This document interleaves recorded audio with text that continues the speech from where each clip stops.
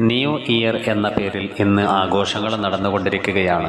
വിശുദ്ധമാക്കപ്പെടുന്ന ഇസ്ലാമിനെ അംഗീകരിക്കുന്ന ഒരു മതവിശ്വാസിക്ക് ആദ്യത്തെ വർഷം വിശുദ്ധമാക്കപ്പെടുന്ന മുഹറം മാസത്തിലാണ്. ഇസ്ലാമിക് കാലണ്ടർ എന്നത് ഹിജ്റ വർഷം എന്നാണ് അറിയപ്പെടാറുള്ളത്.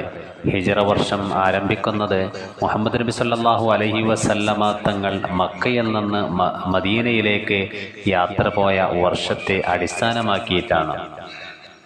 മുഹറം, സഫർ, റബീഉൽ അവ്വൽ, റബീഉൽ ആഖിർ, ജുമാദുൽ അവ്വൽ, ജുമാദുൽ ആഖിർ, റജബ്, ശഅബാൻ, റമളാൻ, ശവ്വാൽ, ദുൽഖഅദ, ദുൽഹിജ്ജ എന്നിങ്ങനെയുള്ള 12 മാസങ്ങളിലെ ഇസ്ലാമിക് മാസങ്ങളിലെ ആദ്യത്തെ മാസമാണ് വിശുദ്ധമാക്കപ്പെടുന്നതായ മുഹറം മാസം. ആ മാസത്തെ അടിസ്ഥാനമാക്കിക്കൊണ്ടായിരിക്കണം ഓരോ സത്യവിശ്വാസി അദ്ദേഹത്തിൻ്റെ പുതിയ വർഷമെന്ന് കണക്കാക്കേണ്ടത്.